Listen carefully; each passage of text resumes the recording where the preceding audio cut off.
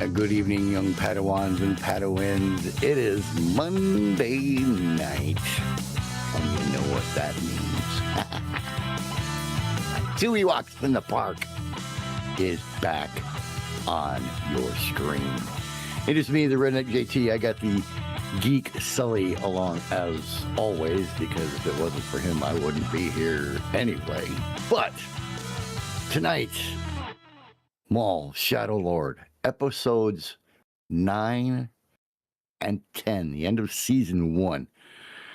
It's going to be a fun ride, my friends. So grab your favorite adult beverage or whatever it is you want to drink, something to munch on, sit back in that beanbag chair and strap yourselves in, but do it twice and do it tight, because I'm telling you, this is going to be one hell of a ride. Sully, take me away. Well, all right. Hello, everybody, and welcome to Two Ewoks in the Park. Yes, as JT mentioned, we are talking about chapters 9 and 10 of Maul, Shadow Lord. And boy, let me tell you, I was right to an extent. However, I do know for a fact that JT specifically waited until the episodes were done before he contacted me. Well, because I didn't have a what the hell moment from episode 9. True. But I sure as hell did from episode 10. And let folks, this is how crazy these two episodes are. This one example will tell you completely. Yeah. First off, I want to say hi to the third member of the Sully Show crew and our great friend, Lady Death, a.k.a. Nikaya. She's in the chat room with us. And her second line is, I have notes tonight. Yeah. Nikaya took notes. Yikes. Interesting. Yeah, she says, I gave up notes for episode 10 because it was insane. And you know I what? have to agree with her 1000%. But she does ask if we're impressed. Absolutely. That you took notes? Absolutely. Yeah. I'm impressed a little bit. There are certain things for episodes 9 and 10 that I know. I mean, she messaged me almost when it happened. She didn't even wait for the episode to be over. I know that for a fact, because she was like, relax. You're okay. I couldn't pause it. You couldn't pause it? I couldn't pause it. I'm like, no, I'm not going to stop in the middle of this to message that asshole. Yeah. I'm just going to finish, and then I'll message that asshole. And it worked, didn't it? It? You know, and it was a rather simple prediction for you to make. I will say that. I mean, you got to admit, I predicted it, and I was right in the prediction. Yeah. That you were going to message me. But like I said, it was also a rather simple prediction. Yeah. And again, I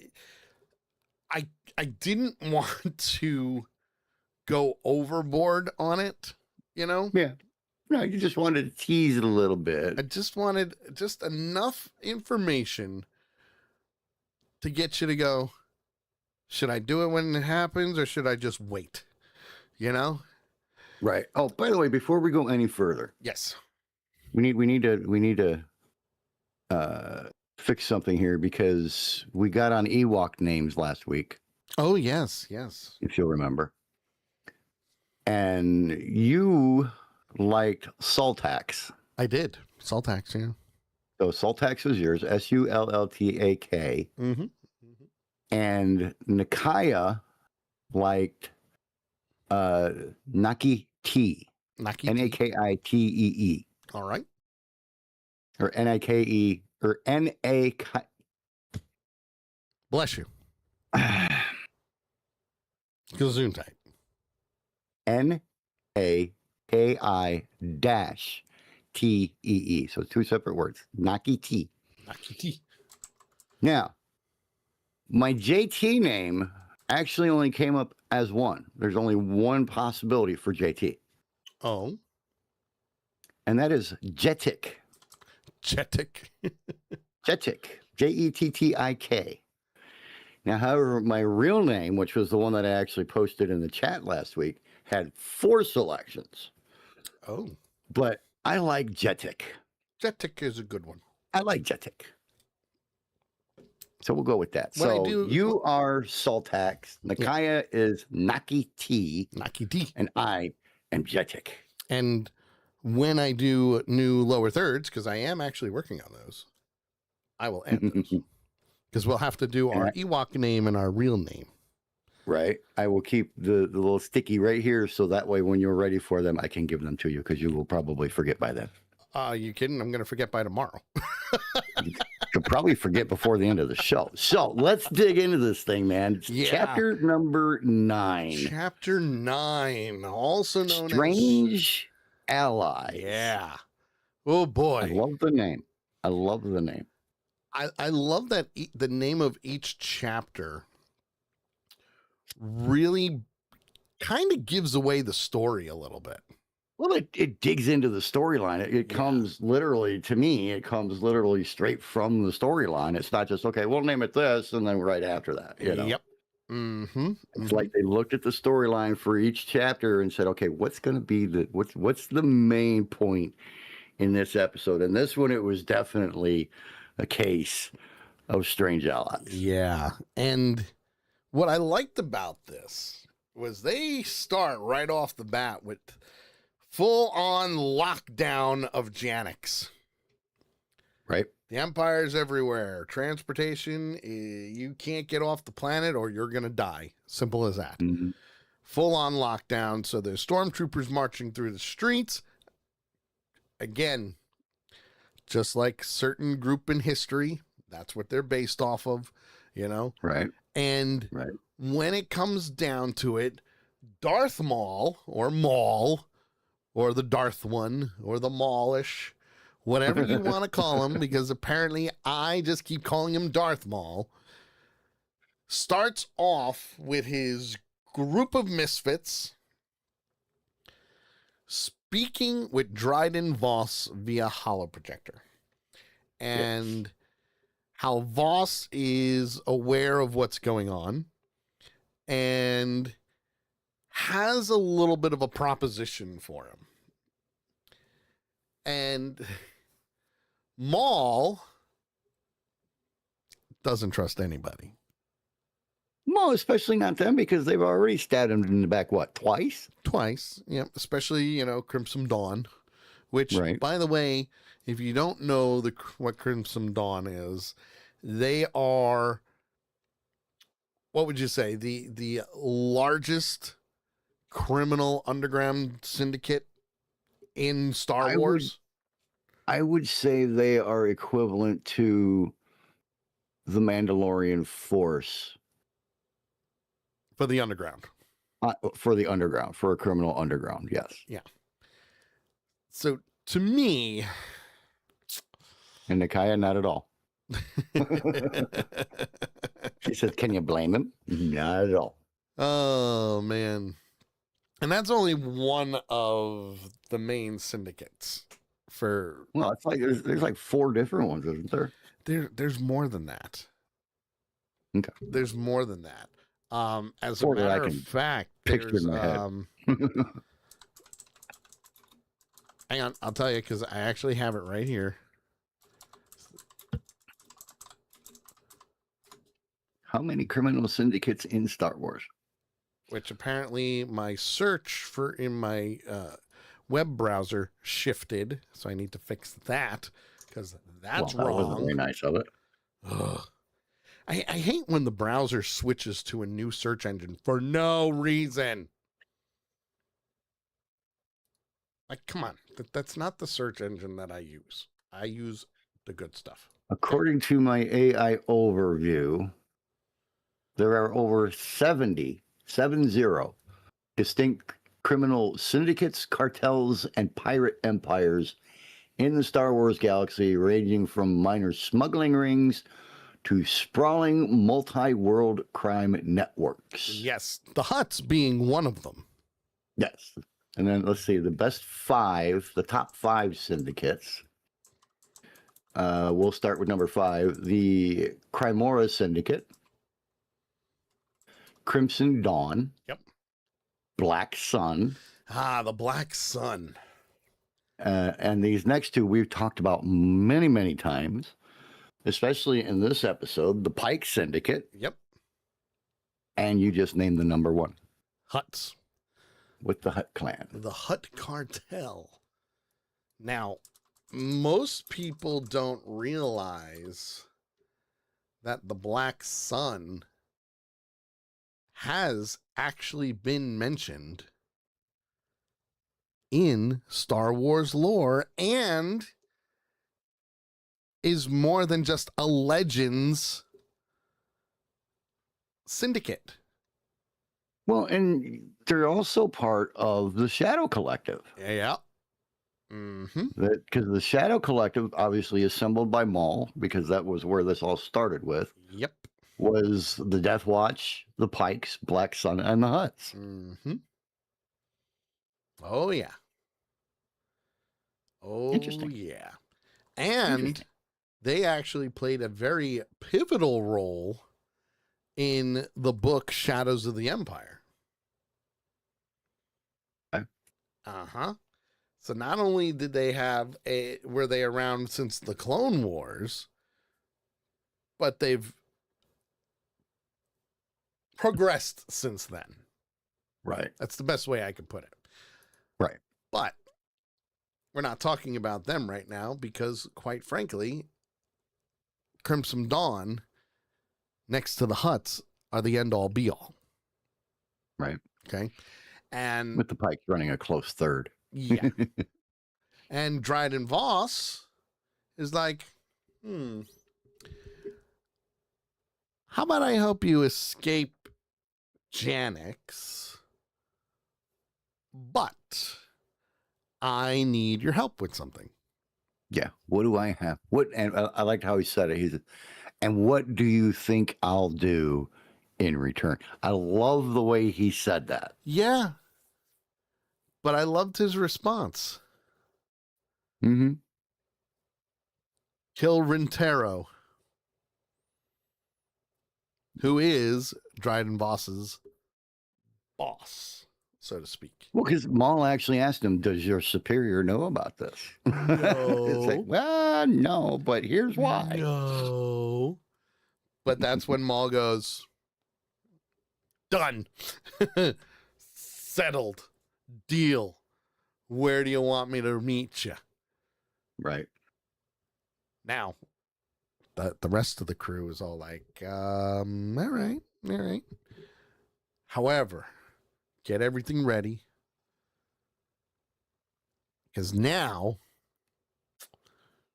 I need to do something. Especially since they're under Imperial lockdown. Captain Lawson is with them. They're all together. Mm-hmm. Even Docky. They're all there. Oh, you got Docky. Well, you got Two Boots. You got Docky. You got Lawson's son. You got Lawson. Riley. You Lawson. got Devin and Docky. So 5 people. Well, 4 people in it. Yep. Right. And the best part is they're not really fighting against each other, which is a good thing. But there's still a little tension going on. Oh, yeah. And even Maul is like, you know what? Listen. Our best option is to work together. And oh, by the way, I have a way to get off world. Yeah. And it was neat how he got the message to them. Yes. Which was because they were in hiding. awesome. Everybody was resting. Devin was asleep. Riley was asleep. I think it was like the son's name, Riley. He was asleep. And Devin had a dream. Yeah. The Force works in mysterious ways when it comes down to Star Wars. It really does. Well, I mean, you think back to Ren. Yeah. With Ren and the hell's his name? You mean Kylo Ren and Kylo Ren. Kylo Ren and Rey. Rey. I was close. I knew where I was going. I just get right names wrong. Close. You look at the connection that they had. Yep. So, when that happened, for me, I had no issue with accepting that because we've seen it happen many times already. Yes, absolutely. That you can plant a thought into somebody else's mind. Yep. And Lawson's like, it's a trap. And I was like, actually, I don't feel like it is. Yeah. Matter of fact, I know it's not. I do like that she automatically woke up and told her master about it, though. Yeah. Like, Master Daki. She's trying to stay true to him. Yes. And this is exactly what Maul wanted to do, is he got that seed of doubt in there. Yes. And she's trying to stay loyal to Daki and his teachings and everything. But she's struggling with it a little bit because of everything that's been happening. Yeah. Now, the one thing that I do like about this is she is, like you said, staying true to her master. She really is. Yeah. But at the same time, with all the things that have happened between chapters 1 to now, Chapter 9. Every single time that they met, he could have killed her in an instant. He could have killed Daki. He could have killed Lawson. Both of them. Could have taken out Two Boots, and he never did. Yeah. Which again, even though he's a former Sith Lord and he's a leader of a crime syndicate, he's also a survivor of Order 66, and he knows that even though we have differences, we need to stick together. Well, and that's the whole thing, and that's the entire premise of this strange alliance. Mm-hmm. Is, both groups need each other. Yes. In order to survive. Maul and them need Lawson and that group because Lawson has a route to get out past the Empire. Yep. To get out to the rendezvous site. Yeah. Maul needs them, one, for Devon, and two, for additional people to help fight off the Empire because it's not like they're going to escape scot-free. Yep. Especially not with the Crow and number 13 after them. Yeah. Now, Lawson says, the statue in your dream is this one over here. Right. The Armistice Fountain. And they head over there and Maul meets them there. Right. However, Marek and the 11th brother are still in pursuit. Oh, yeah. Real quick, a couple of comments from Nakaya. She says, the dream sequence was very cool, and yes, she is trying like hell to stay true, but you can still see her struggle with things. Yep. And she says, I did like one of the things that Daki said, because he asked Devon that, because, the only way for him to put that thought into your head was for you to have a special connection. Sure. And, she explained to him about how he saved them, blah, blah, blah. And Daki says, did he save you for you or for himself? Very true. And I mean, that's a deep question. And honestly, I think the answer is yes. Yes, absolutely. Half and half. We'll get there. Both. We'll get there. That's basically what it is. We'll get there. Okay? Yeah. Because the main thing about this is they're they're being pursued. Okay? Mm-hmm. Marek and the 11th brother are coming down on them hard with everything they got. Right. Now, I loved when they first got together and they met with Maul, and Daki said, Reveal your intentions. We got your message. We got your message. Reveal your intentions. I loved that he was very defensive and protective of Devon. Oh, yeah. As a master should, you know? Especially now that he knows that there's a connection between the two of them. Yes. Yes. And even Captain Lawson's like, whoa, hold it. Something's not right. I don't trust any of this. I'm not comfortable with this. He's on the run too, but he's also a cop. So he's going to get that uneasiness, you know? Spybot is doing his thing, displays a hologram of the map of Janix, and Maul flat out says, we have a ship that we're going to rendezvous with. It will get us out of here. We got to get to the outskirts of the city. Here's how we're going to do it. And even Lawson's like, are you forgetting the full lockdown? There's no in or out. No in or out. There's nothing you can even do about it. Okay? And without missing a beat, Maul flat out says, well, we can either go this way or there's another route that you can think of that would get us out of here. But either way, let's align and work together. Because Captain Lawson knows the way out, don't you? Pretty much, Basically yeah. put him on the spot, which was great. Because first and foremost, he's a detective, okay? Mm-hmm. Most of his for a long time. Most of his detective work was doing the underground syndicates, okay? Which means you have contacts, you know things that a lot of people don't know. Yeah, you know? Basically. Secret routes and, hidden stashes and all that kind of stuff.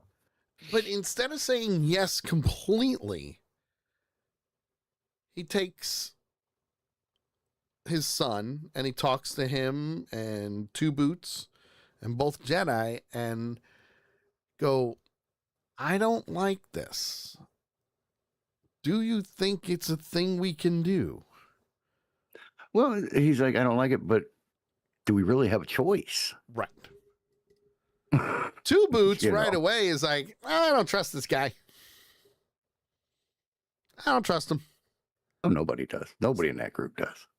But Master Daki says we should accept the offer and his plan, but we need to be cautious of Maul. And rightfully so. Oh, yeah. Well, without a doubt. Rightfully so. So now you have a group of Mandalorians.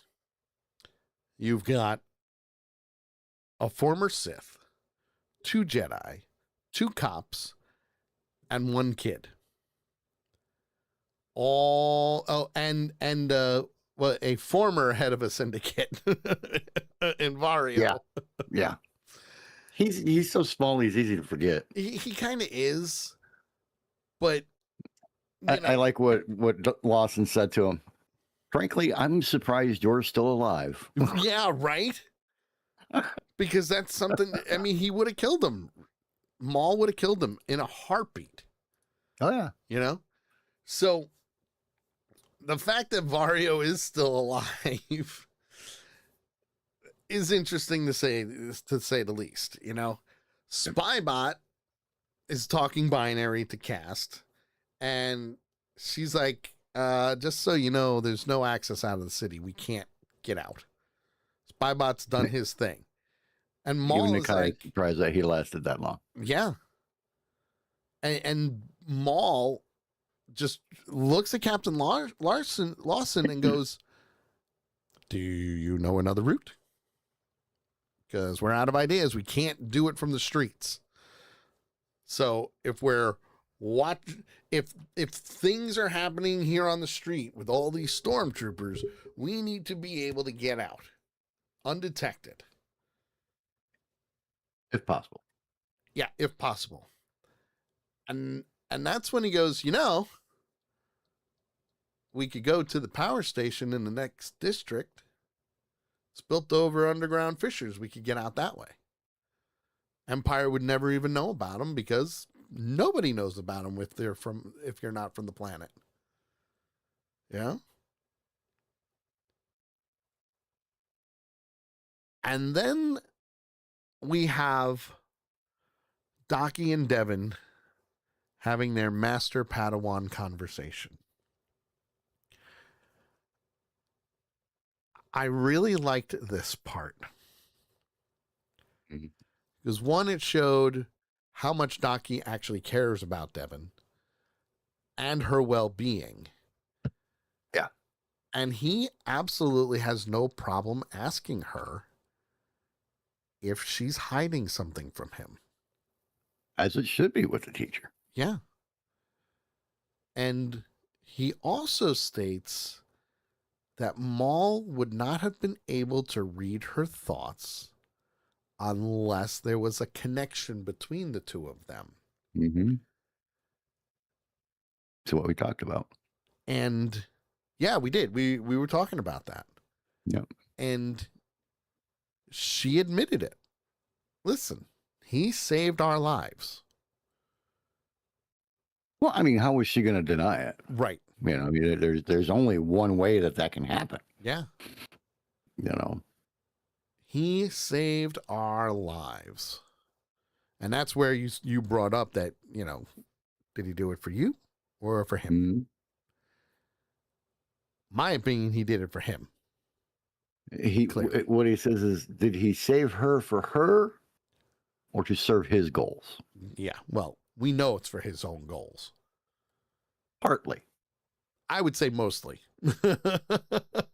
75. Yeah, we'll go 75-25. I will. I will say his own goals kind of outweigh everything else because he already talked about an apprentice.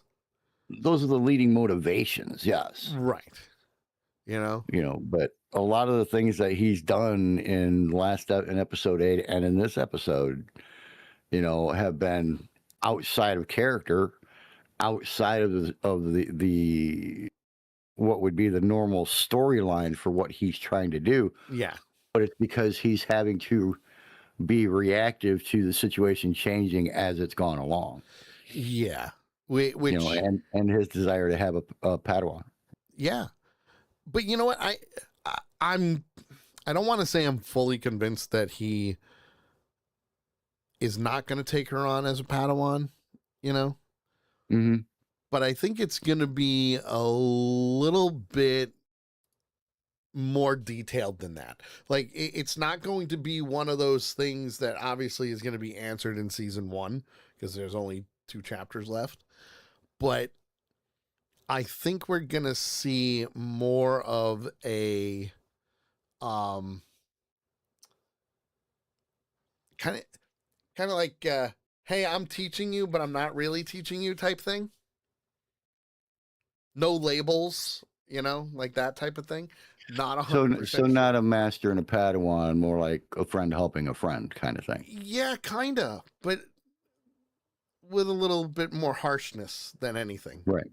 Well, yeah, he's not going to be gentle about it. No, he's not going to be gentle. I mean, that's neither here nor there, or as Lady Death in our Twitch chat says, I'm just showing you some cool shit. Yeah. Right. Kind of. Yeah. Kind of. So they break into the power station, or they get around the power station, but first they have to go through some stormtroopers and speeder bikes. And you can see Maul getting a little agitated with this. And it gets even worse when Master Docky goes, patience. We don't have time for patience. Yeah. Which is right, and I can see where Docky's coming from because, up to this point, since Order 66, they've had to be extremely patient with everything they Yes. have done Oh, without a doubt. in order to survive. They have to know everything that's going on in their area, and the only way you're going to know that is to be patient and wait and observe. Mm-hmm. 100%. We're past that point now, and Daki right now doesn't seem to understand that patience and taking our time is not a choice. We're on a timeline. We have to be at this rendezvous point before they get there. Yeah. And Agreed. Maul's like, "Dude, we can't wait." Agreed. And it's true. And that's the other thing. Clearly they all fight the stormtroopers. They all break through. The Mandalorians are doing their thing as well. Love how we took out the AT-AC. Yes, but I like that it was Riley that did it. and his father's just like, Yeah, he took out the speeder bike guy. yeah, be careful with your weapon. Remember what that's the one thing I like. Remember what I taught you. Yes. But what I loved was how Maul took down the AT-AC. Yes. The big tall guy. Cut through its leg, then threw his saber up, cut through the back of it, and then it took 2 steps, fell over, and then went boom. Boom. Kadoom. That was funny. And but that's the thing. It was Maul that did it. So yeah, why not? Right? Did you notice there's one thing that was strange to me about that though? And see if you noticed it. When he went to cut the leg, yep, it was like the armor resisted the saber for a minute. Or for a millisecond. It was like he stopped and then pushed through. It's like, wait a minute, did the armor stop it?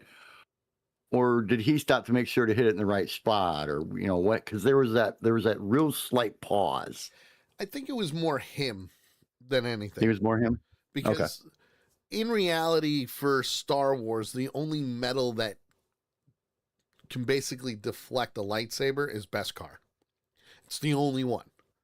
Right. Otherwise, they can cut through anything they want. Yeah. That's why I was kind of like, wait a minute. Yes. Now, Lawson and Two Boots, while they're underground, by the way, they're having their little thing that Maul may, turn against them, double cross them. So, be on the lookout. Devin and Daki flat out say, we'll go down first. We'll go down into the underground first, make sure it's all good. Makes sense. Put the Jedi down there. They've got weapons. It'll work. It'll be fine, And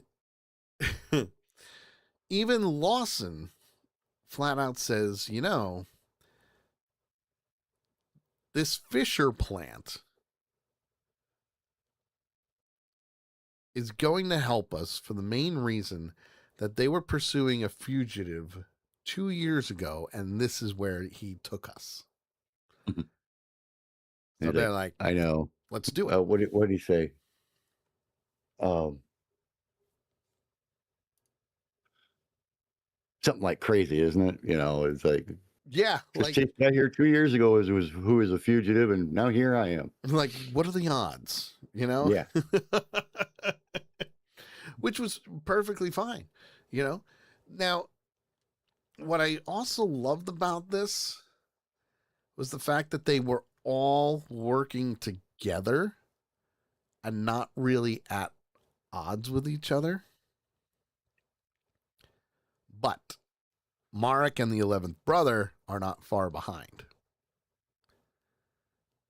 Not only are they not far behind, but they're surveying the damage that was caused by Darth Maul and the others. And they said, well, we searched the power station and there's nobody here. So no signs of the fugitives. I loved what 13 did while that guy was talking. He's like, Like Oh he was yeah, searching his thoughts, he was looking. He was trying to do everything that he could think of to make sure that that guy was telling the truth. Yep. You know, and Are you bullshitting me? those inquisitors, man, don't mess with them. They're not friendly people if you get in on their bad side. Now, the one thing that they did come in contact with was the manhole that they found by stumbling upon it and going, huh, shit, now what? Oh, they went underground. Let's go get them. Well, and this is the one thing I have to keep reminding myself about when it comes to the Inquisitors. Yep. Is you have to remember that Inquisitors are former Jedi. Yes.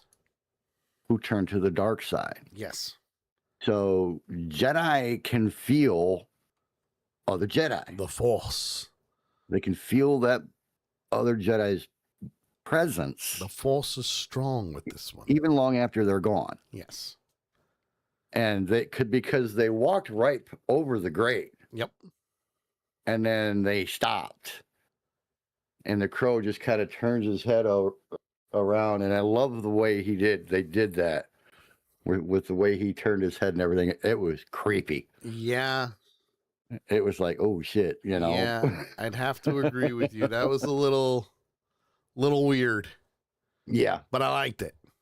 I liked it a lot. It was good. I mean, I have to say, I love the way they've done things in this entire series. Oh, yeah. Because they've kept it really human.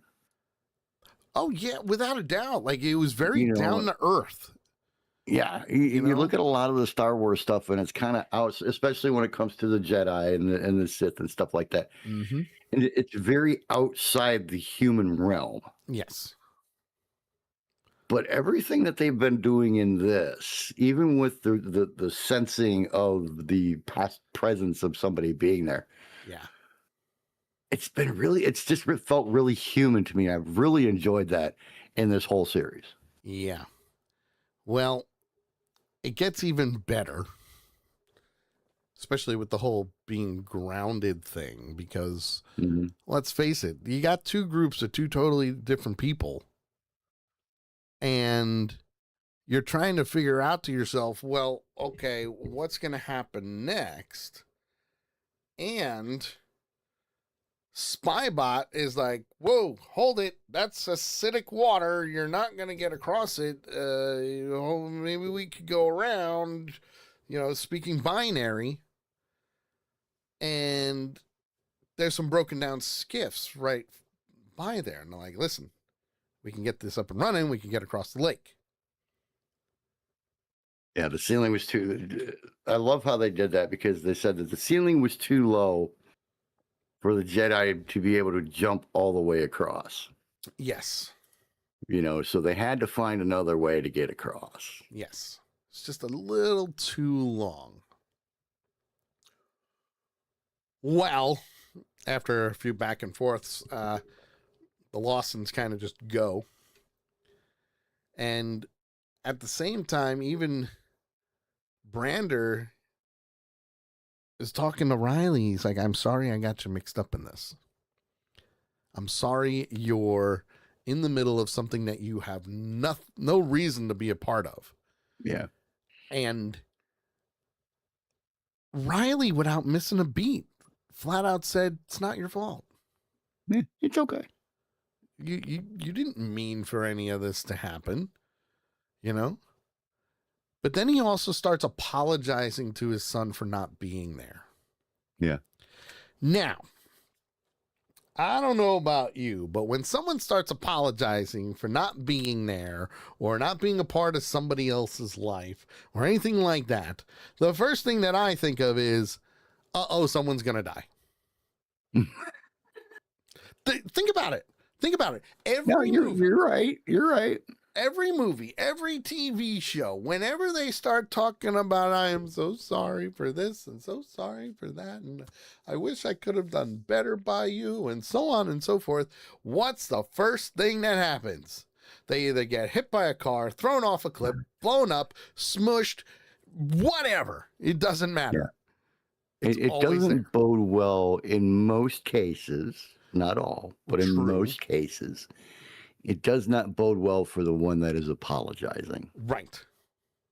But it's either one or the other. It's either going to be the one apologizing or the one who said everything was okay. Yeah.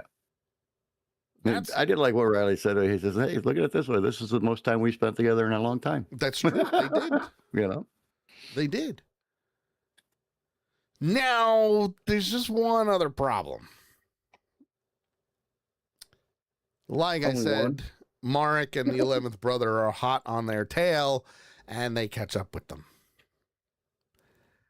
And all of a sudden, Docky goes, wait a minute, we got trouble. Remember that thing I said about sensing each other? Yeah. Maul and Devin go, wait a minute, what's going on? And that's when they start to see some figures coming out. Marek and the 11th brother. And they go charging. Yeah. The good thing is Marek 3 and on 2. Crow. So that's a good Right. thing. 3 on 2. Usually. But the bad thing is they're on an acidic lake. Right. Ruh-roh. Well, and I want to kind of put a pause on where you're going first, because we had a funny moment. True, we did. We did have a funny Just a moment. hair before this when they get there and they find out that it's acidic and everything, and Two Boots is like, and it's being dumped illegally. Yeah. We should report this immediately. Never mind. And that's the thing that I keep saying about Two Boots is he is so programmed Oh, yeah. to follow the rules, follow protocol, do things in a certain order and everything else, that it's just immediate reaction for him to say that. Yep. So it's perfectly within character. What's not was when he realized, oh wait, that's right. Conversation at the beginning of the episode. I'm a fugitive from the law. Yep. We all are. Oh, yeah. We all are. We're all running. And he's like, son of a bitch. Oh, yeah. That is happening. Want to say hi to Jedi who just came in via TikTok. Hello, good to see you.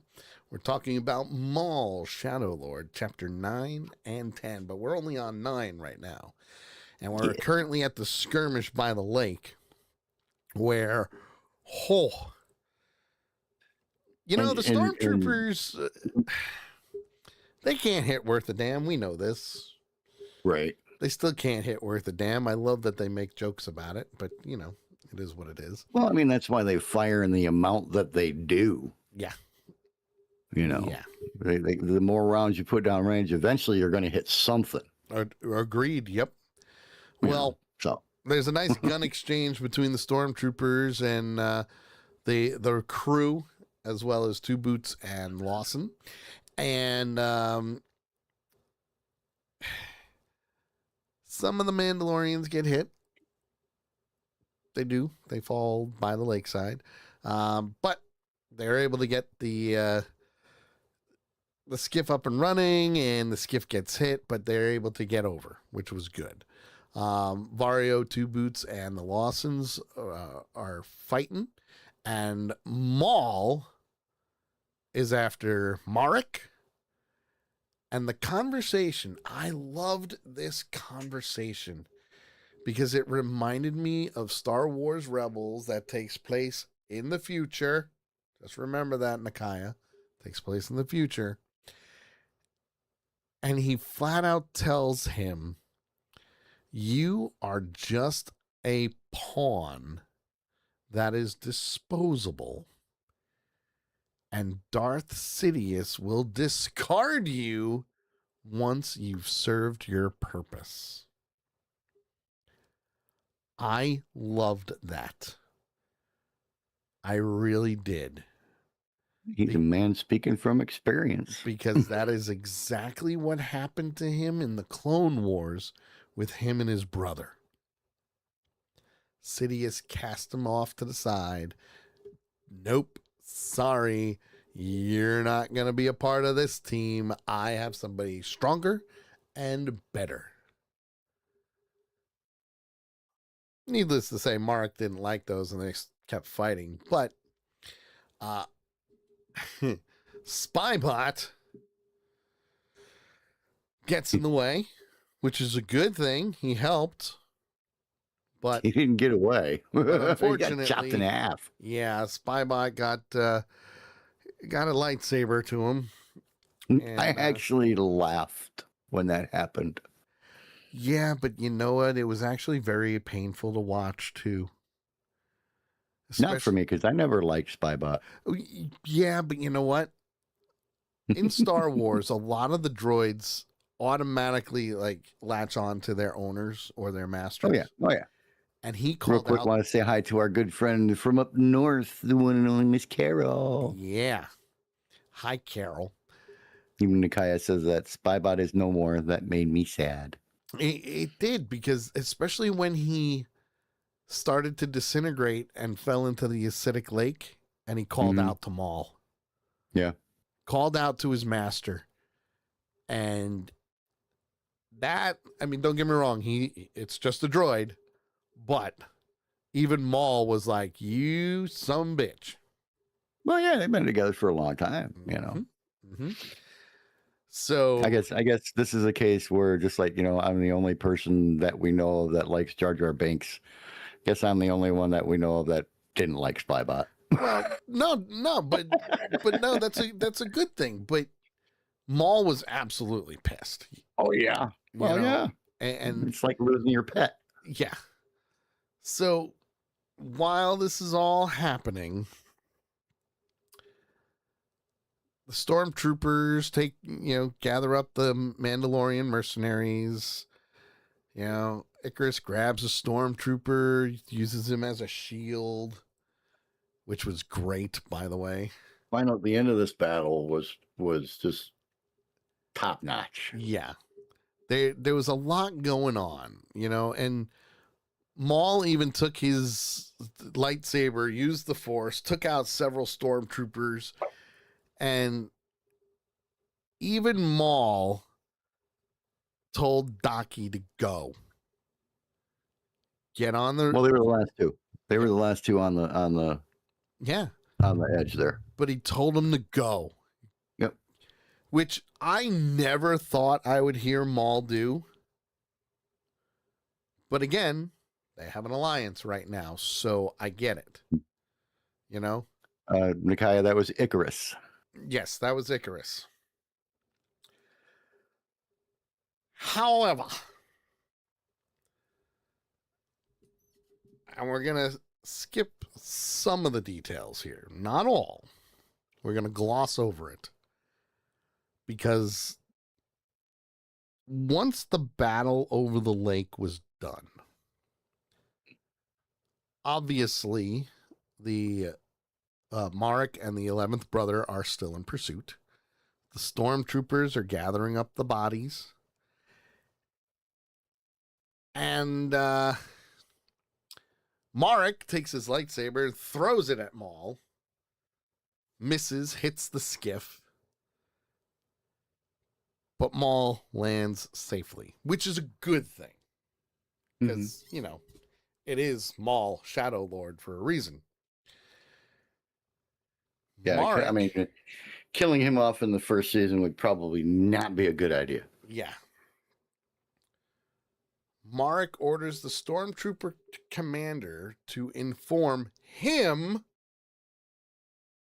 that the fugitives are headed his way. Now, when I first watched this, I thought maybe Marek and the 11th brother got separated, and the 11th brother was on the other side. That's what No, they were both standing side by side. But that's the thing. They were right next to each other. So then I'm saying maybe to myself, maybe another Inquisitor. Yeah, because maybe it was the Grand Inquisitor. No idea. However, it was a little foggy in that forest, that's for sure. A little foggy to the point of you could only see a certain amount in front of you. You saw I'd say shadows. 5, 6 feet, maybe. Yeah, you saw shadows of the trees and the leaves. Nothing big. It was all blurred out. And one of the Mandalorians goes ahead. No, Well, casts. Well, cast in one of the others. yeah. Scout ahead is what she said. Scout ahead. And Devin says to Maul that I'm sorry about your loss. Sorry about your friends. Yep. That was neat of her. It was, but again, Jedi. Mm-hmm. But then they hear the cries of Cast and the other Mandalorian. Blaster shots. And... Yep. You hear firing, you hear everything under the sun. Screams. Ah! What I thought was very interesting was that Cast returned and got dragged away, screaming in terror. Yep. And I mean, before she does, she says, "There's someone out there. There's someone out there." And then her feet get yanked out from under. Blam! Face first. And then you see and hear the breathing.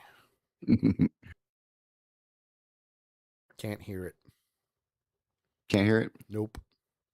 Damn. The breathing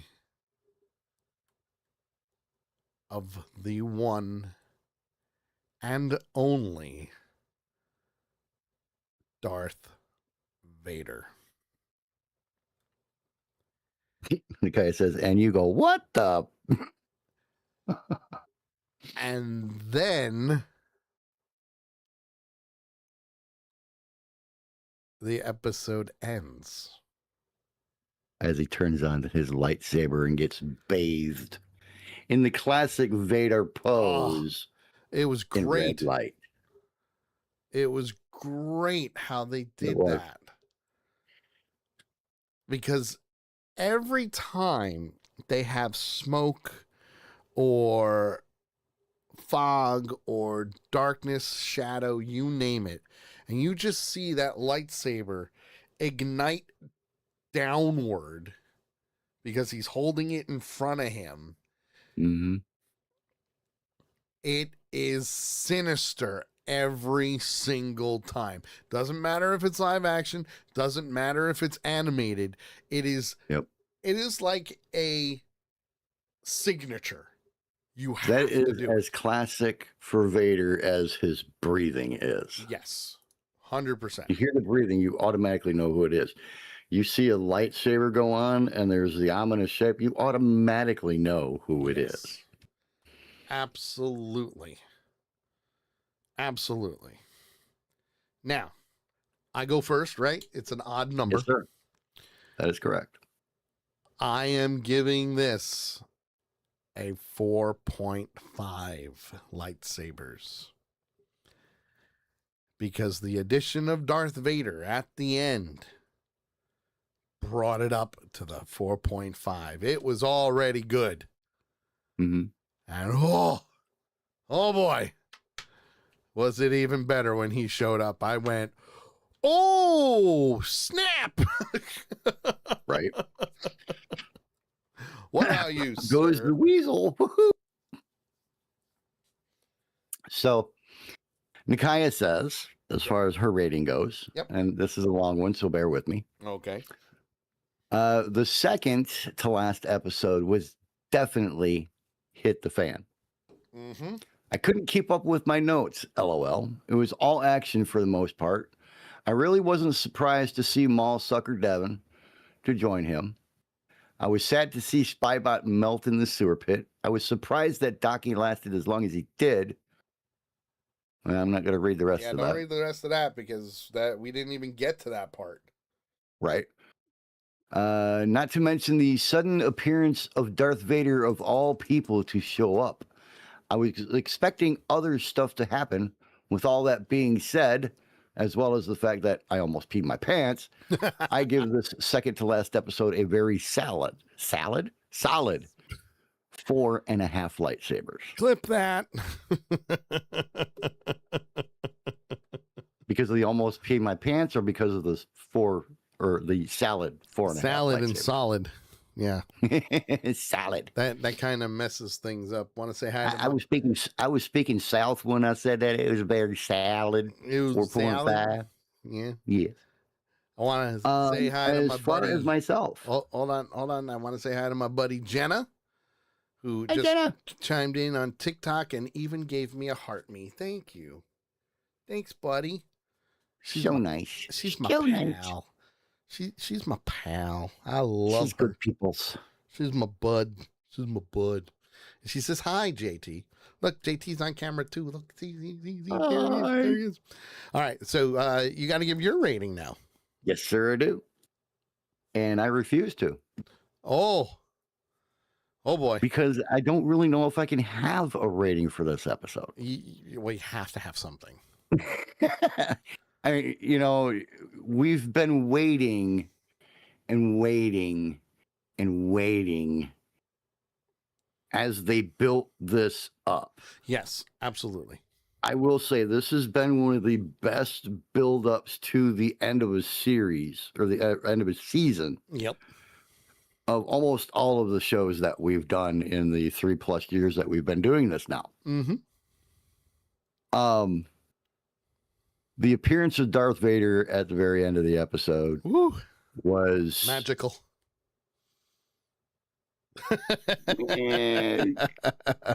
I'm trying to think of the ominous form of magical. I'm going to say magical. You do what you got to do. Okay, well, the ominous side of magical, him showing up. Yeah. Okay. It was great. The fight. I really enjoyed the fight scene at the edge of the lake there. Okay. I mean, that whole battle, along with escaping, you got the fighting going on and everything else all at the same time. You got Devin holding the skiff up so that it's there for Daki and Maul to use for their second jump to get over to the other side and all that. And even she yells at him, "Come on, let's go." Right. I can only do this for so long. 4.75 lightsabers. Woo! Look at that. Nice. Loved the episode. And we're finally getting a little bit of release with some massive action going on. Very, very true. We are. And it doesn't stop there. No. As a matter of fact, Chapter 10 is the Dark Lord. Gee, wonder why they called it that. Yeah. Which coincidentally was released on May 4th. Because, yep. No, that's cool. Yep.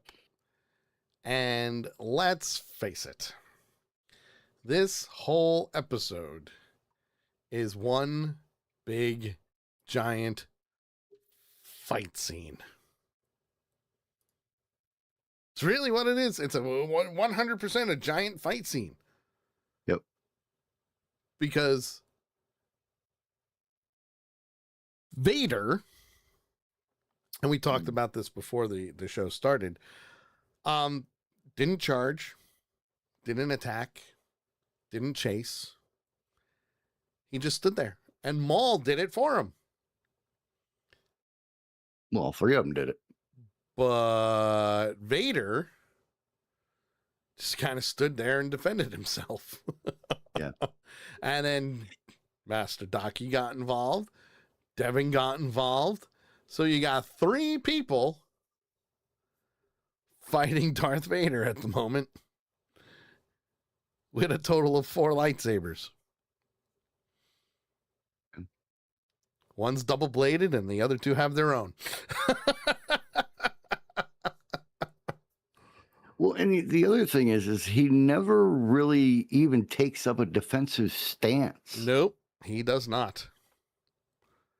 But You that's know, why Vader is. he just reacts. He doesn't do what you would typically see him do in a 3-on-1 case of Mortal Kombat, Yeah. which is to me is really it was strange to me that he acted that way. No, you know what? From what we've seen of Vader over the years, doesn't seem strange at all. It To me, really it doesn't. did. Like, and you have to remember, he's more robot than man. Mm-hmm. His legs are robotic. His arms are robotic. Like, what does he have to rush? He's the bad guy. He's the bad guy. And not for nothing, that suit is sinister in and of itself, especially with the breathing. Mm-hmm. You hear that breathing, you know something's going to go wrong. And you're not coming out of it. Now here's the thing, and this is something that you wanted to address, both because of a question from me Mm-hmm. and a question from Nikaya. Yes. In the beginning part of the battle, Yes. one of the exchanges between Maul and Vader, Mm-hmm. Maul makes the statement, not the question. He makes the statement, "You are not an Inquisitor," Correct. which caused me today to ask you, Mm-hmm. does Maul not know who Darth Vader is? Your explanation to me basically comes down and to no. he knows of him, Yes. but he's never seen him Or fought him. or fought him. He's never encountered him. He knows of him, but doesn't know him. Correct. So explain, because it's a timeline thing, and it was something you said you wanted to touch on. Yes. Explain the disconnect there that people may be having, because I had it and Nikaya had it as well. Yes. So, and just to back you up on this one, Nikaya also sent me a message when that happened stating WTF, and I thought Vader was dead. Now, Right. this takes place after Revenge of the Sith.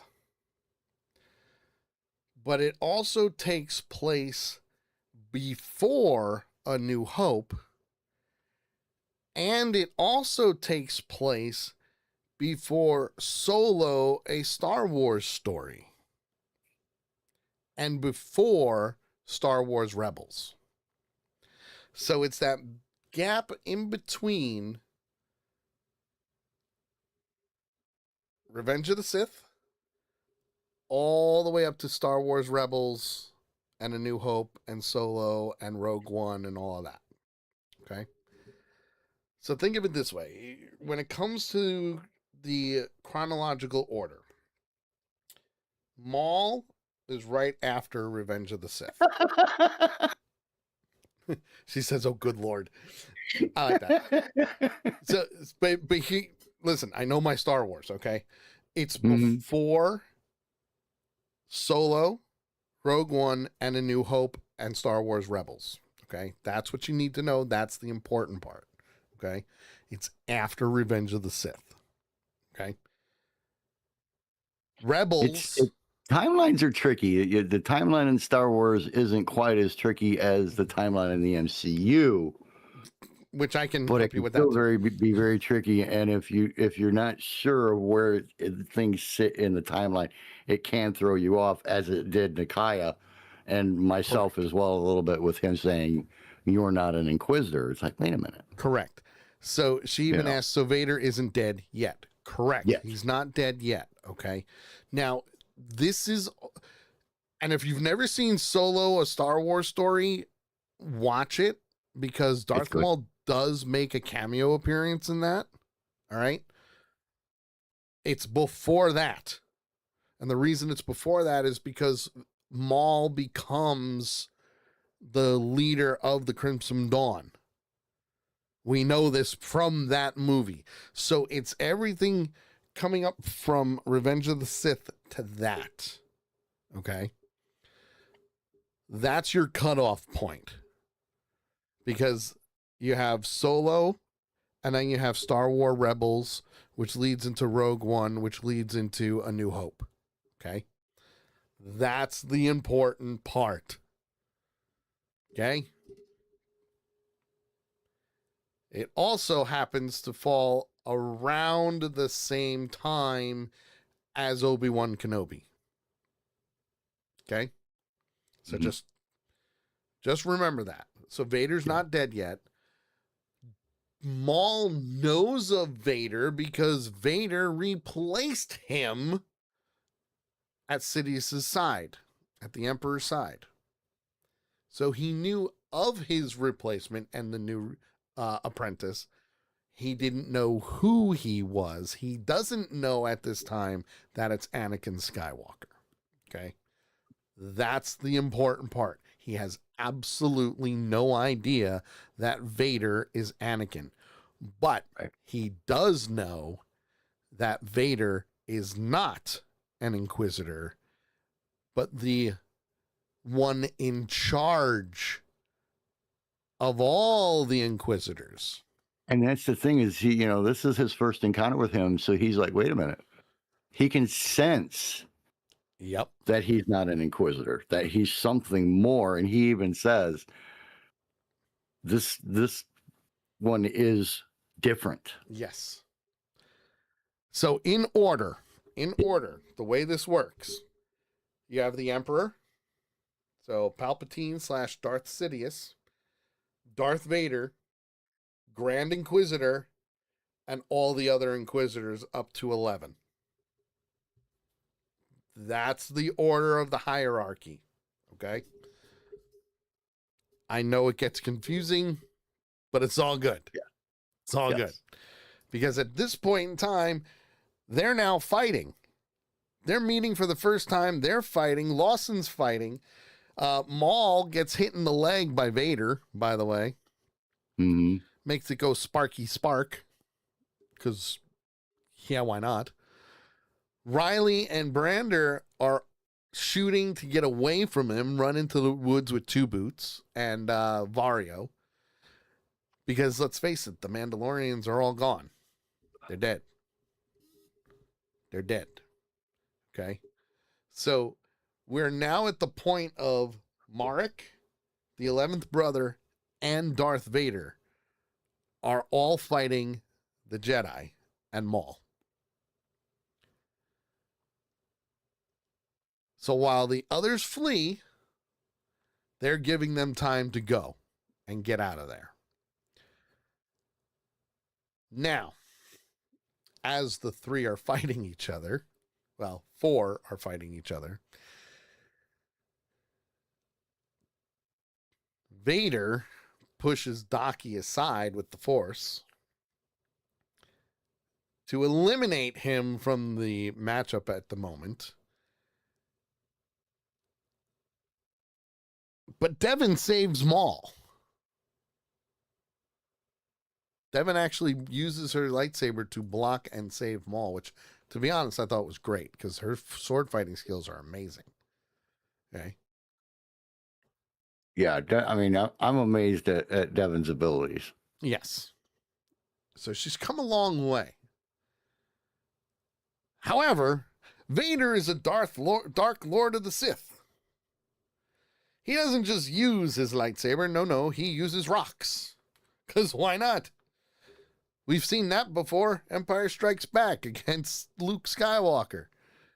Throwing shit left and right and hitting him with boxes and, metal and all that. Same rules apply, only he's using wood and debris and rock and anything that's in his way to attack them. Two Boots, Vario, and the Lawsons are heading toward a rendezvous point. Vario's trying to get in touch with Dryden Voss. He's like, dude, you better get here. Help. When are you getting here? We need to get out of here big time. And even Dryden Voss says to Vario, we don't want any trouble with the Empire. Get to the rendezvous point and we will be there. Relax. Chill the F out. Right? Makes sense.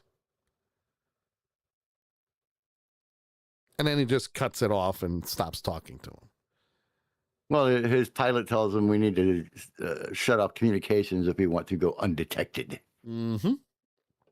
And in Vario's case, you want that because if you want off planet, oh boy. Oh boy. Now,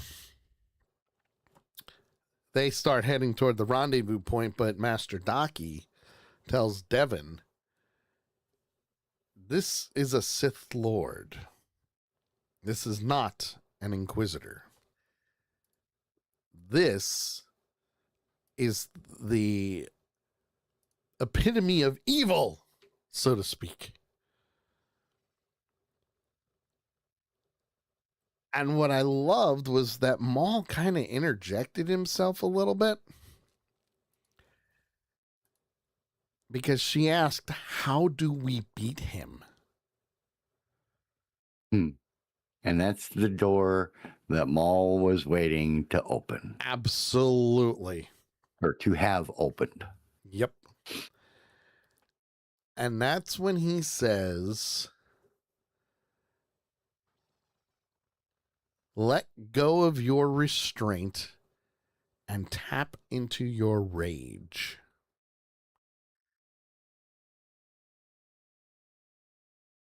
However, Master Daki, great Jedi that he is, flat out says, no. If you do that, you can't remain calm and you will face your fear and things are going to get worse for you. Right.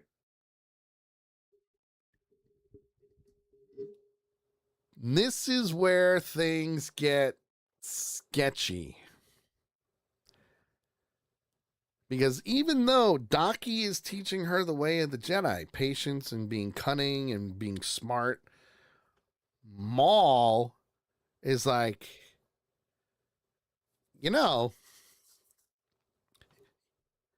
how do you think you guys lost? This is why you lost. Enemy knows how the Jedi fight, and they must adapt to the Sith. Honestly, I can't argue with Maul on that one. No, he's not wrong. But at the same time, Maul could use some of what the Jedi were teaching. Right. Because let's we face got a bunch of spammers coming in. Oh, we always do. Yeah. Lady Death will get the band hammer on him. The one thing that I loved about this was the fact that they were both teaching Devin at the same time. And this is where I think it was a good thing to show this because she was just as confused, right? Mm-hmm. They get to a point where Maul sits down and he tells Devin that her master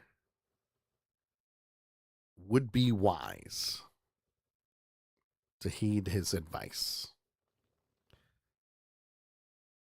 I know how to defeat the enemy. You should listen to me. However, your master is a great master. I thought that was amazing, the fact that he actually said that. Yeah. Well, again, he's showing a human side of him that he did not have. Right. Well, that he did not expose prior because of the fact that he was a Sith Lord. Yes. Or a Sith Lord in training. Yep. But he's not that anymore. He's not under those standards, if you want to call it that. Mm-hmm. So he's able to show that side of him. Yes. Which is extremely unique, Agreed. which is one of the coolest parts of this storyline. And I've been saying it since episode 1. Yeah. Nakia says, Maul gives respect where respect is due. That is where his many layers come in. Yes, Very he true. is one big fucking mushroom. Yeah. Or onion. Sorry, not mushroom. Onion. Layers. Ogres have layers. Onions have layers. You caught it. You get it. We both have layers. Yes. But It's a blooming onion, my friend. But the other thing is, Maul flat out tells her exactly what happened with Order 66. This guy who we just fought helped perpetrate the Great Jedi Purge. Mm-hmm. Darth Sidious made himself emperor. Yeah. And said the only way to beat this guy is to use your rage and use it to your potential.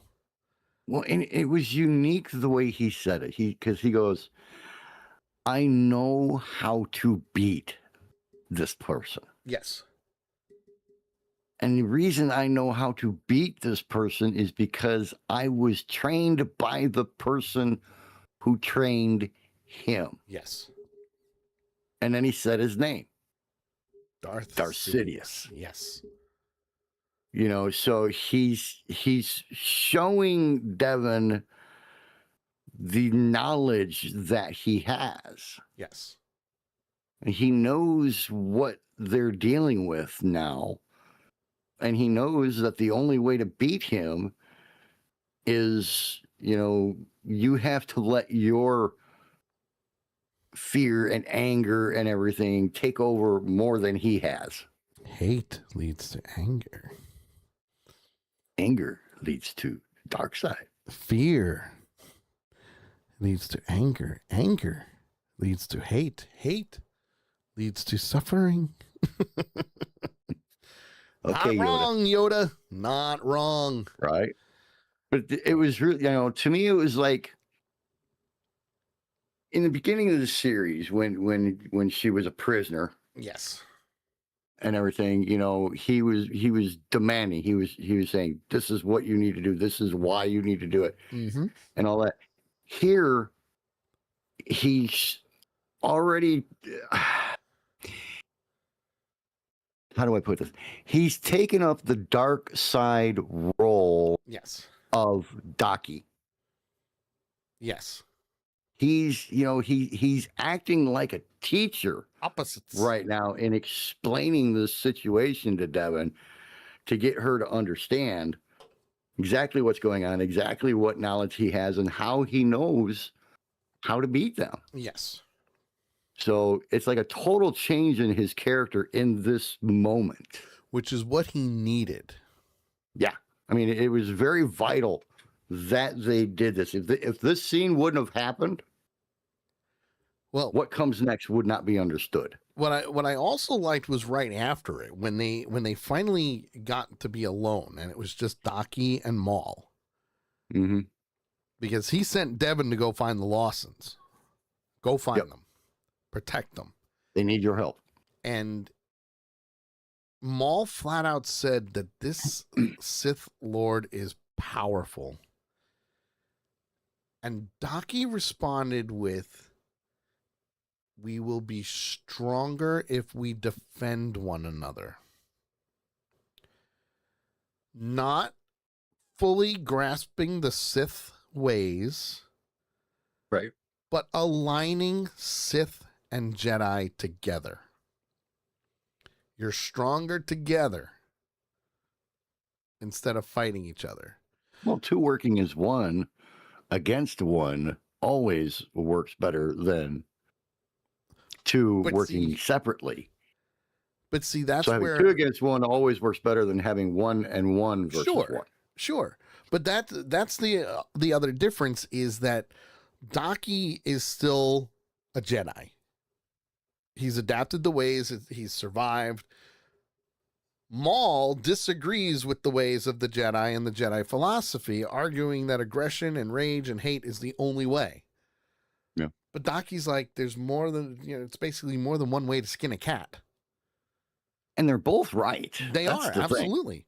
And that's why, like, when I see these fan groups and, oh, Sith is better, Jedi is better, blah, blah, blah, blah, blah.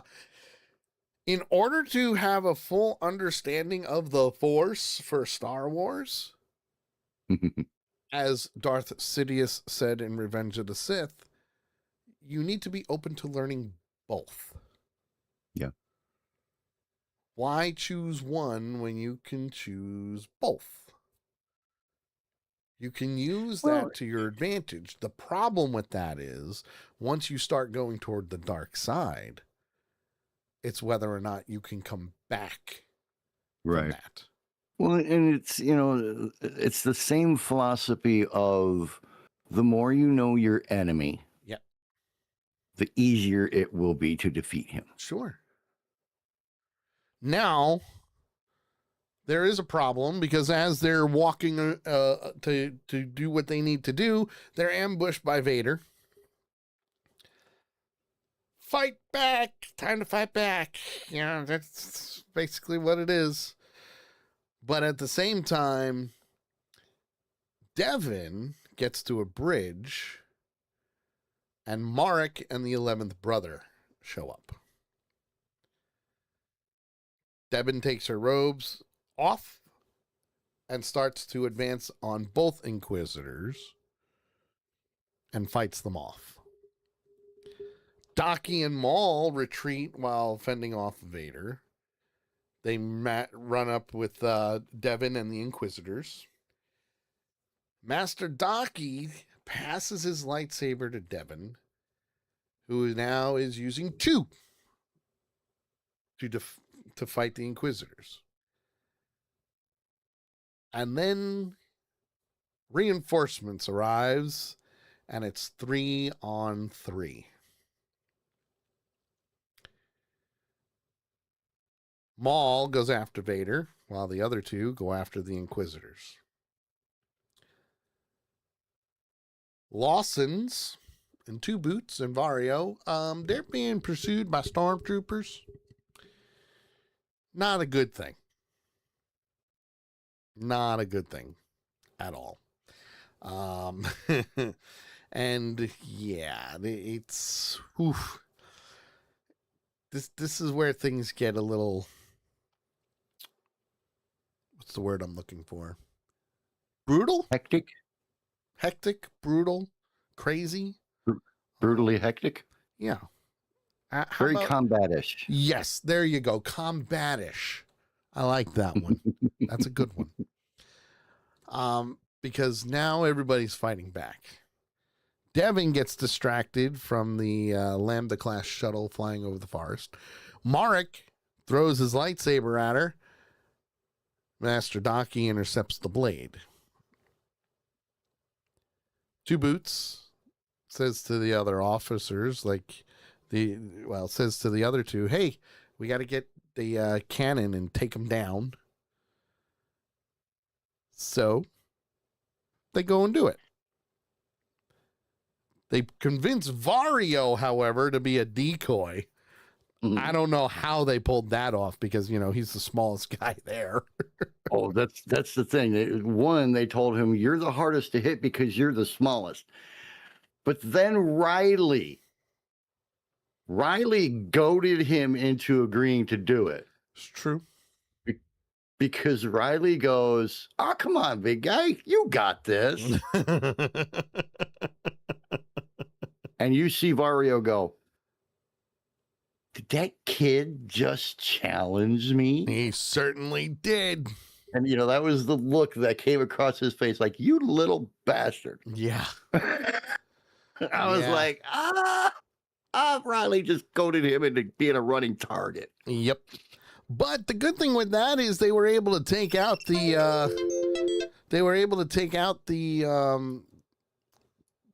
they distracted the crew and were able to take out the big gun crew and take over the weapon. Yeah, which was a good thing because you need that. They were eventually able to take down the troop carrier with it. So Daki and Maul are fighting Vader. However, Vader is kicking the living shit out of them. Mm-hmm. Vader even gets to the point where they, he pushes them down. Oh, and he gets, and we've seen him do this in the movies. He gets into that rage point where he's just pounding and Yep. pounding and pounding, and it's hard to fight against that. Yep. I mean, it is just so vicious and so powerful. However, Vader But stabs Daki through the chest. what did I say last week? That someone was going to die. No, I said if they kill Daki, I'm going to be pissed. Yeah. Yep. Guess what? You got pissed. I'm pissed. And Daki dies very quickly. Very quickly. He takes his last breath, his eyes closed, that's it. But Devin got a little angry. Just a little bit. Because that was her master. That was her father figure. That was her teacher, her mentor. That was her life. And yeah. And she just attacks the 11th brother. Oh, she went off. But he also kind of just, pushed her off to the side. Well, he didn't have an easy time of it. No, he didn't. I mean, she went after. You're making it sound like he just went. It wasn't that easy. Maul separated his lightsaber and threw one to her, and she fights back. Yep. And manages to drive the Inquisitor back to the point where it is Maul and her fighting the 11th brother. Yeah, she actually cuts the crow's leg. Yep. Oh, which makes him turn around and run away. Yep. Gets him good. But yes, Nakai Daki definitely died a warrior's death. Oh, without a doubt. Without a doubt.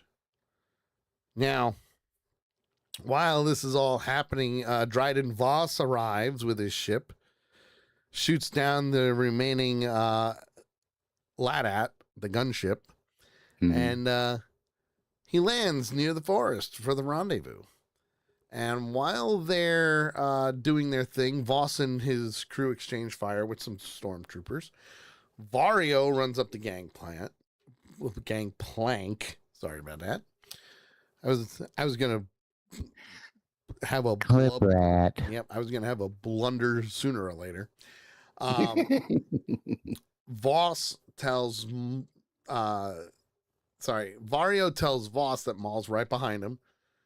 Riley tells his father that he's pinned down, and Brander says he loves him, and Two Boots to get Riley to his mother. Yep. And he goes on the attack with a repeating blaster. Well, he grabs the machine gun. Oh, yeah. That's the repeating blaster. And it just goes off. He pulled a Rambo. He did. Basically.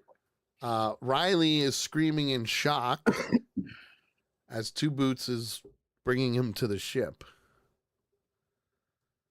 Now, we already lost one person. Yeah.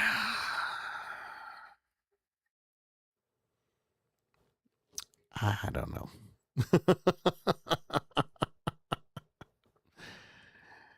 It's a lot of firepower. I don't know. Look at the look on my face. Yeah. Just remember this look. It's a good look. It's a very, very good look. However, as he goes, screaming into battle, Devin and Maul are continuing their fight against the 11th brother and Darth Vader. But before Vader can actually win, Maul decided I'm going to bring the temple down. And boy, does he. I loved the struggle.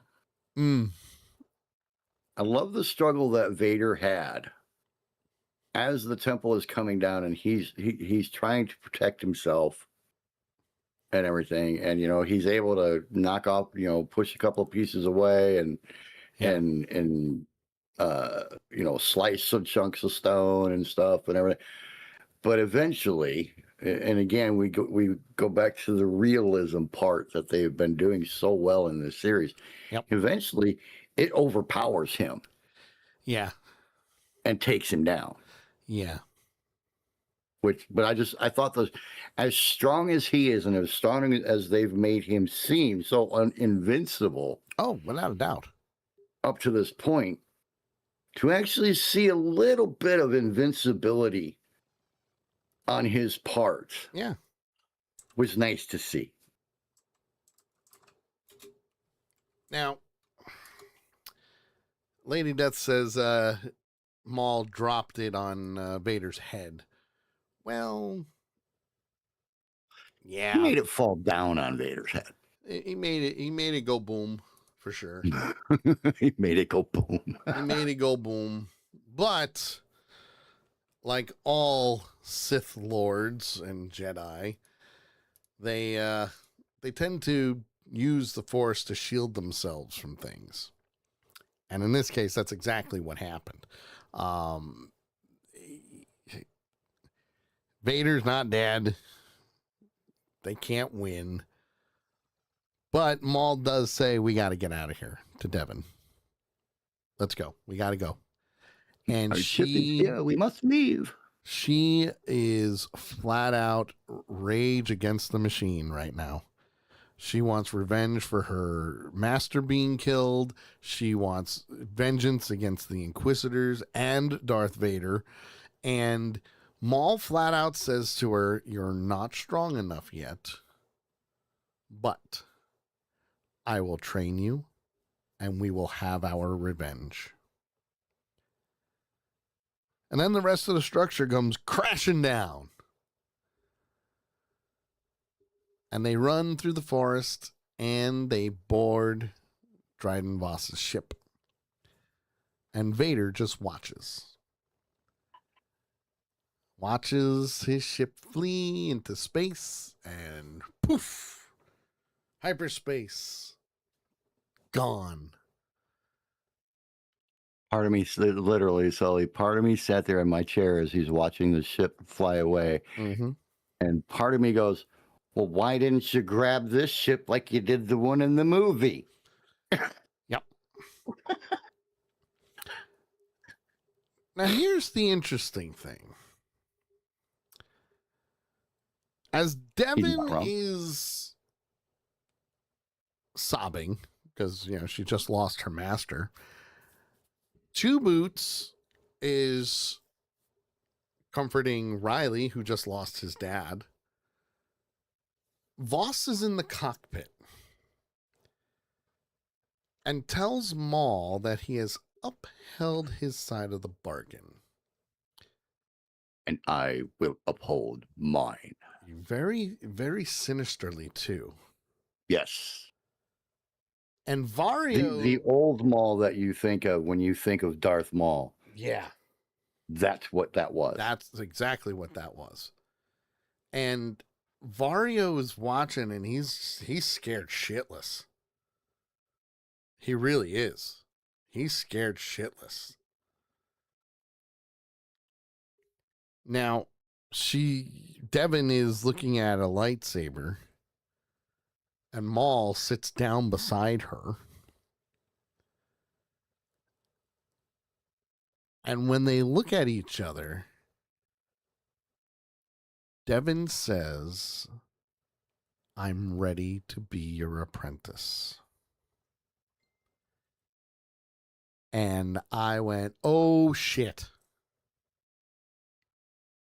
Well, and the other thing that fed into that was not only, the fact that Vader killed Daki. Yeah.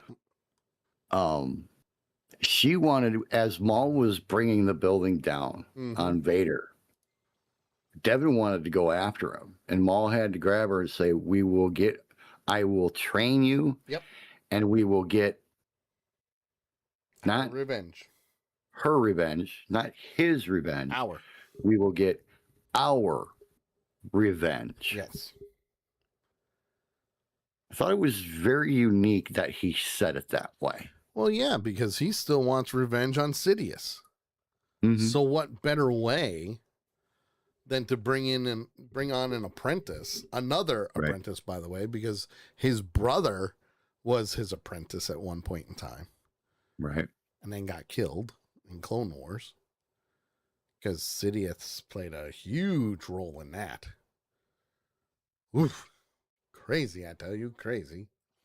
But in the long run, now we have it completely left open for season 2. So,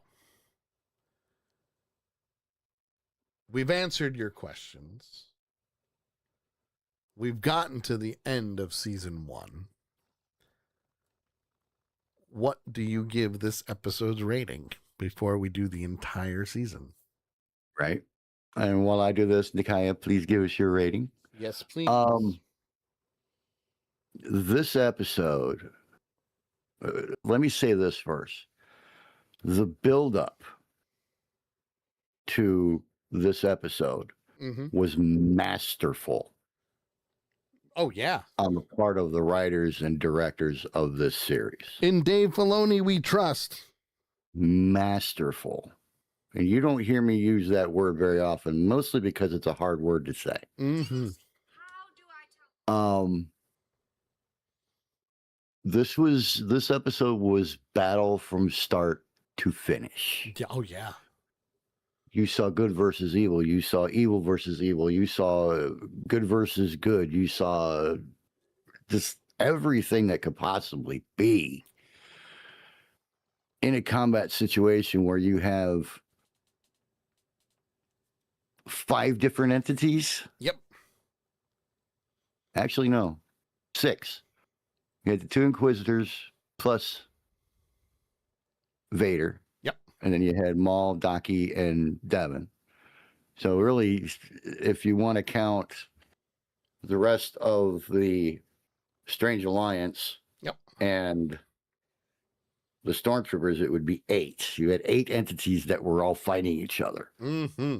And it was constant. But the switches from one scene to the other were, again, masterful. The best, without a doubt, episode of the series. Mm-hmm.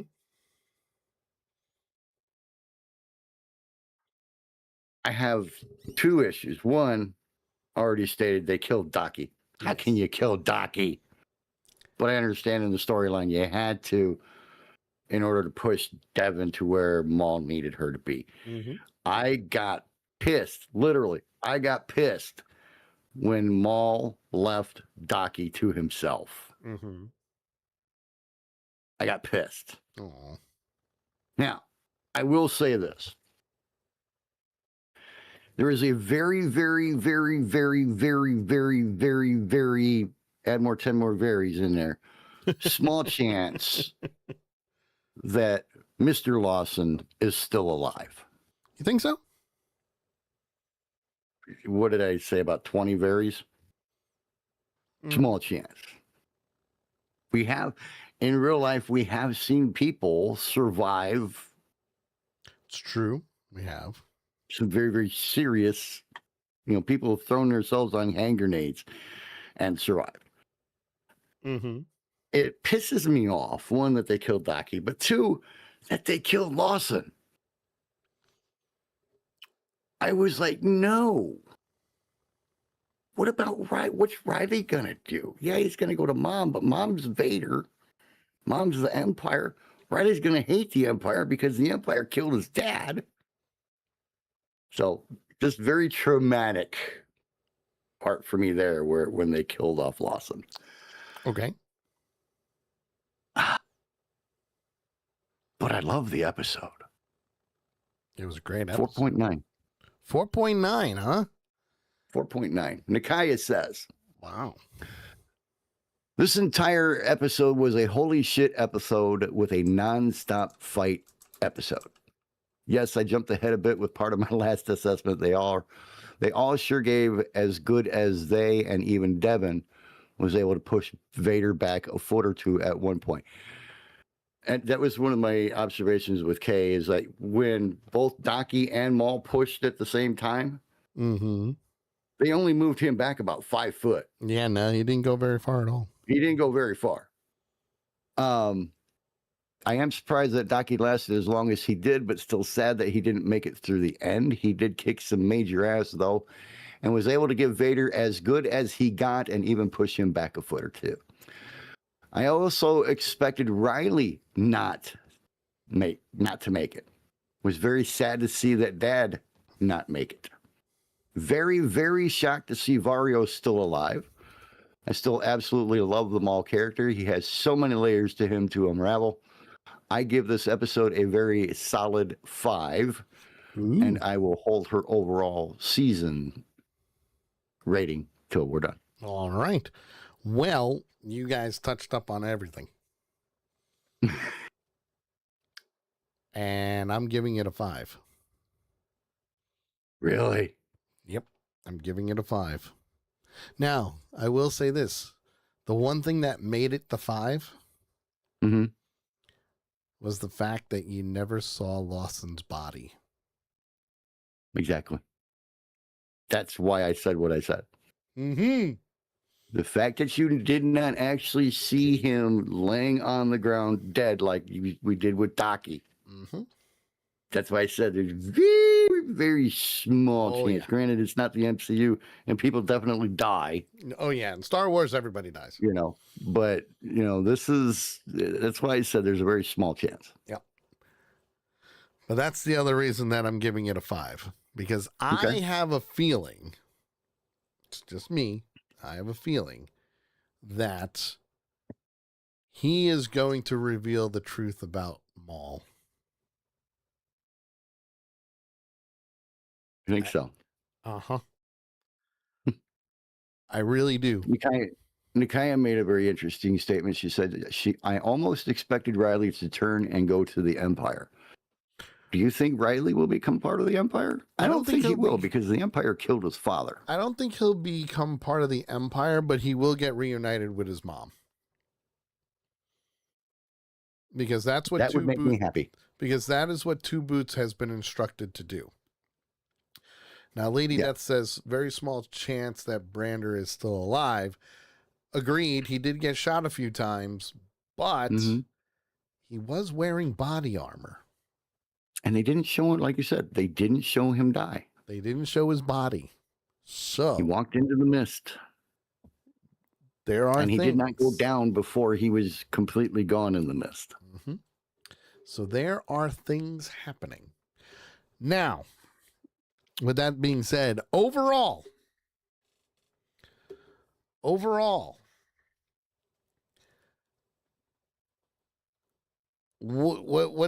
you go first, right? Or are we doing full season me, then you? What are we doing? I forget. Yeah, full season you. Okay. So for the full season, out of 5 lightsabers, I am giving this a 4.9. Really? So close to a 5, but there was something missing.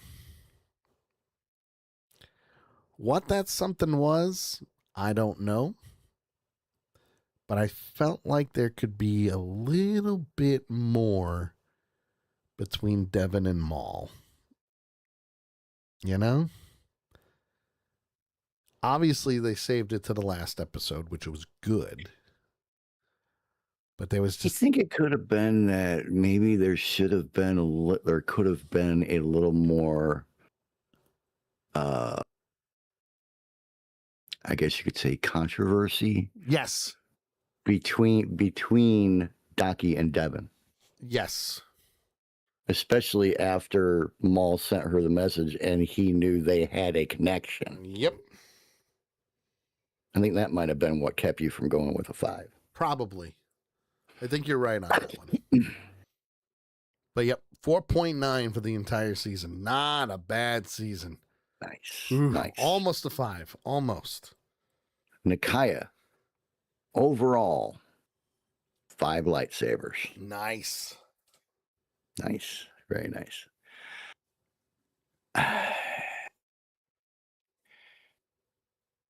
This is tricky. This is tricky for me because my standard changed a little bit when it comes to the overall. Okay.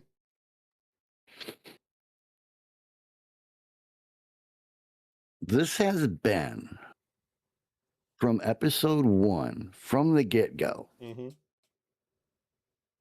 on the same level for me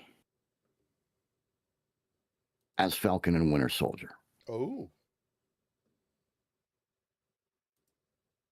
as well as Mandalorian season 1.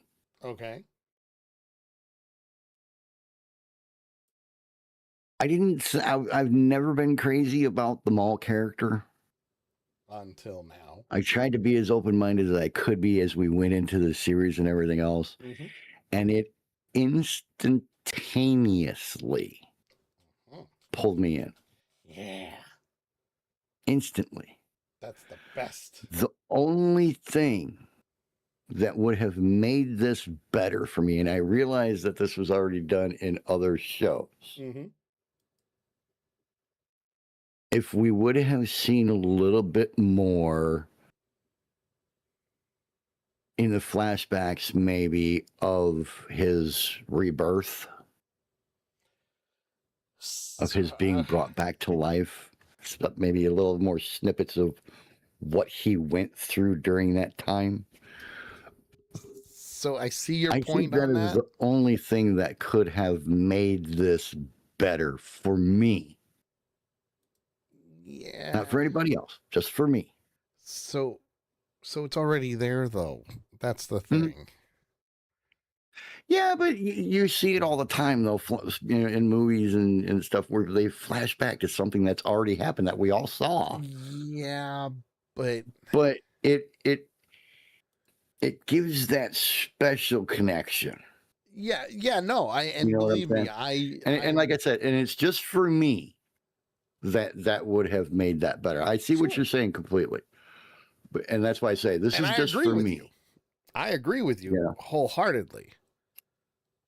But that's where Clone Wars comes into play because it was Exactly. like a 4-episode or 5-episode stint on exactly what happened, including his like how he got saved and all of that. It was very deep, and I never got to watch the whole thing, I know. but like I said, as far as this series goes, that is really the only thing I think that could have made it any better for me.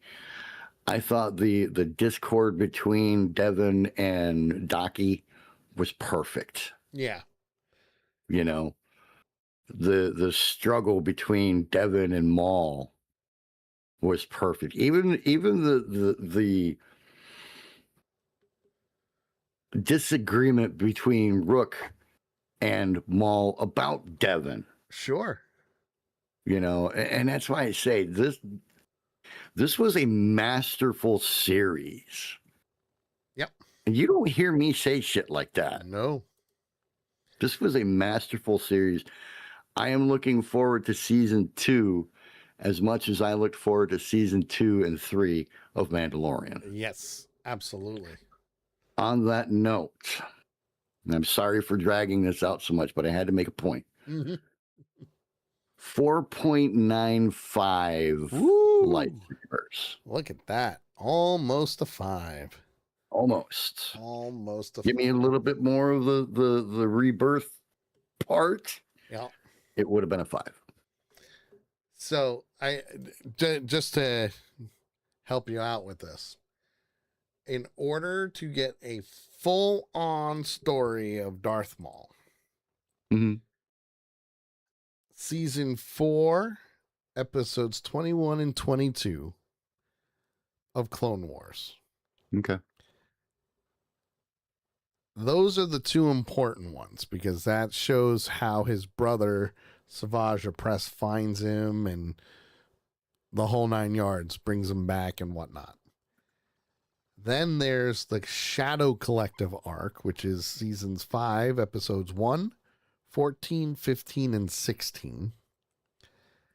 And then the Siege of Mandalore, episode 7, season 7, episodes 8, 9, 10, 11, and 12. Jeez. Because that was the whole last part of Clone Wars of season 7. Gotcha. Because that also led into Revenge of the Sith and Order 66. So those are the season 4, those 2 episodes, 5 and 7.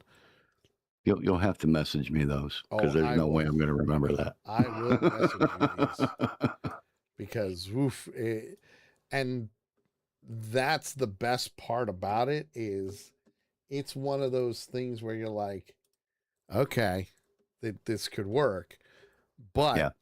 it's the answer that you're looking for all of the flashbacks and what happened and all of that stuff. Right.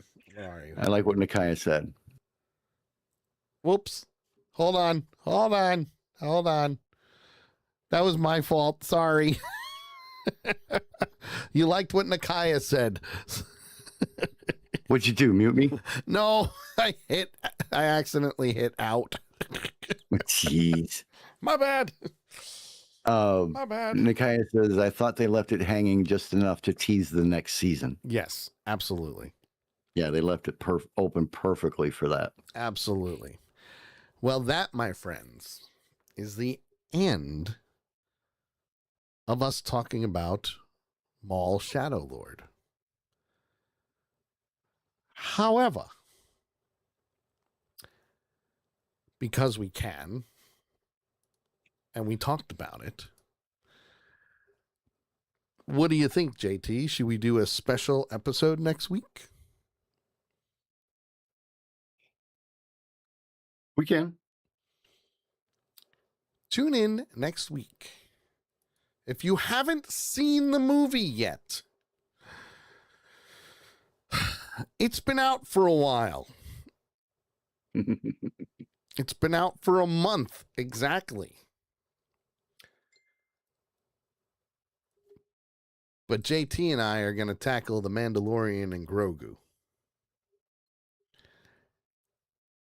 Because that was all a part of 2 Ewoks in the Park to begin with The Mandalorian and the Book of Boba Fett. So, if you haven't seen it, go see it.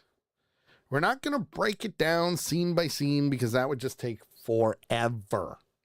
Yeah. But we are going to do a review of it. Give our high points, our low points. Yeah, things we liked about it, things that we, thought they could have probably done a little bit better, maybe expanded upon, maybe made shorter. But in the long run, it's going to be a special episode of 2 Ewoks in the Park where JT and I review The Mandalorian and Grogu because we both seen it in the theater. Yep. I'm so proud of you for that, by the way. I give you applause. I give you the applause. I told you I probably would. It just wouldn't be opening weekend. Which, perfectly fine. You did it, the week after? Yeah. I'm pretty sure it was like the week after. It was the weekend after or into the third week a little bit. When no one was there because they were all in school still. For first one in the morning. Mm-hmm. Lady that said, JT went to the movies? Show. Yes, I did. I went to the movies. Yes. 10:15 a.m. showing. Nice.